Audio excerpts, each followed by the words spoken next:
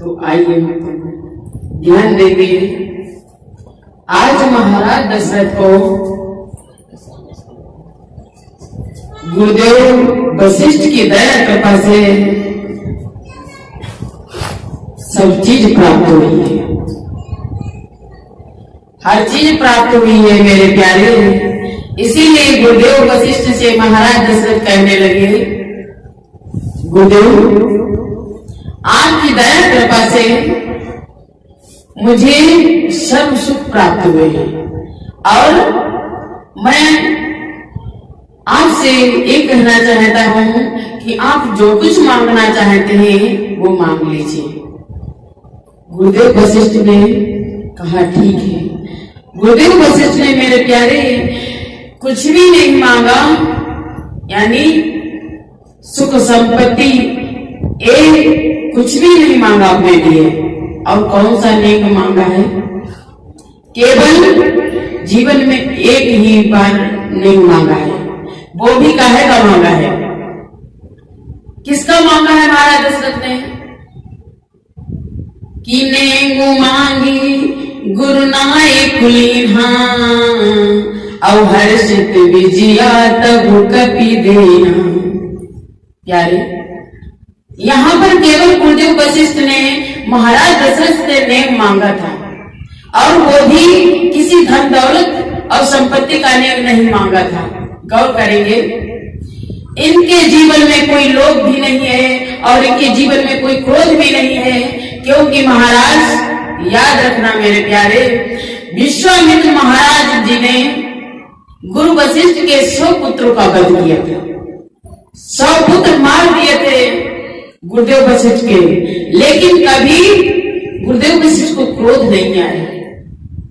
मेरे प्यारे, आजकल के जमाने में अगर किसी बेटे के मारना तो बड़ी दूर है, बिल्कुल मार देना तो बहुत दूर है, अगर हाथ छुआ के देखना फिर देखो क्या दशा होती है, कितना क्रोध आता है, क्या हालत तुम्हारी बना दी जाएगी।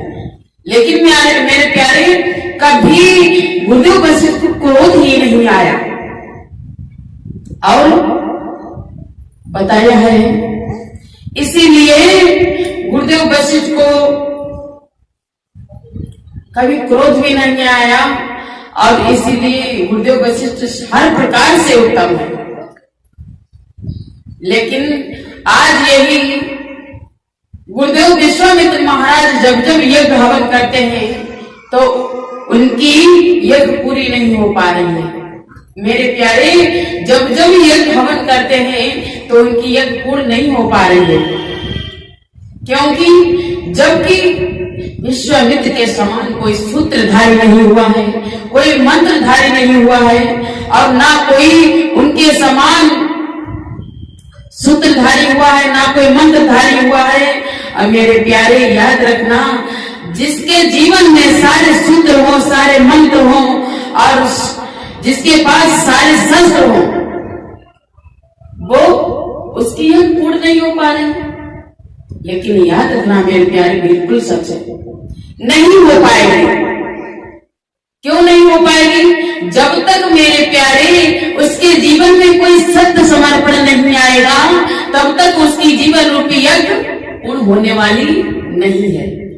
इसीलिए जब तक उनके जीवन में सत्य समर्पण नहीं आएगा, तब तक उनकी जीवन रूपी यज्ञ पूर्ण नहीं हो पाएगी। लेकिन याद रखना मेरे प्यारे, बताया है जब तक इंसान के, मनुष्य के जीवन में कोई सत्य समर्पण नहीं होता है, तब तक उसकी जीवन रूपी यज्ञ पूर्ण नहीं हो पा रही है। इसीलिए गुरुदेव विश्वामित्र के जीवन रूपी यज्ञ पूर्ण नहीं हो पा रही है, क्योंकि उनके पास में सत्य समर्पण नहीं है। लेकिन याद रखना मेरे प्यारे, इधर जब भी महाराज विश्वामित्र जी यज्ञ हवन करते हैं तो देखा ये राक्षस लोग ज्यादा बढ़ गए हैं, राक्षस लोग ज्यादा बढ़ गए हैं ना, इसीलिए दे रहे हैं। ये कैसे मारे जाएंगे? बताया है इधर भगवान का अवतार अयोध्या में हो चुका है और क्यों ना भगवान राम और लक्ष्मण को महाराज दशरथ से लाना चाहिए। ऐसा सोच करके महाराज दशरथ के पास में महाराज विश्वामित्र जी चल दिए।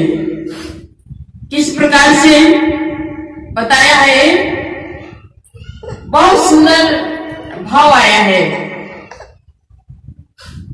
बहुविधि करते मनोरथ जाति लागू नहीं वार, करिमंडन सरयू जल गए भूपू दरबार। मेरे प्यारे, याद रखना मेरे प्यारे, बताया है कि बहुविधि करते मनोरथ, ये जीवन, ये जीव जब परमात्मा की सलीलता की तरफ जाता है, परमात्मा की सलीलता की तरफ चलता है, तो इसके अंदर विभिन्न प्रकार के मनोरथ पैदा होते हैं। लेकिन याद रखना मेरे प्यारे, पैदा वो मनोरथ बढ़िया होने चाहिए, वो मनोरथ अति उत्तम होने चाहिए, बहुत अच्छे होना चाहिए। लेकिन याद रखना मेरे प्यारे, कुछ ऐसे स्थान हैं, कुछ ऐसे स्थान हैं, वहां जाए तो आपका मनोरथ बढ़िया होगा, आपका मनोरथ बढ़िया हो जाएगा। अगर बढ़िया होगा वहां जाने से, तो अगर आपका मनोरथ वहां जाने से बढ़िया होगा तो बहुत अच्छी बात है, तब तो कुछ आपको मिलेगा। अब नहीं तो जैसे गए और वैसे ही चले आओगे, खाली हाथ जाओगे और खाली ही हाथ लौट आओगे, कुछ नहीं मिलना है तुम्हें।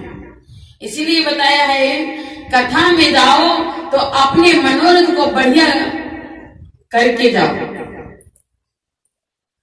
और सत्संग में जाओ अपने मनोरथ को बढ़िया करके जाओ। कभी किसी संत के पास में जाओ तो आपके मनोरथ बढ़िया होने चाहिए।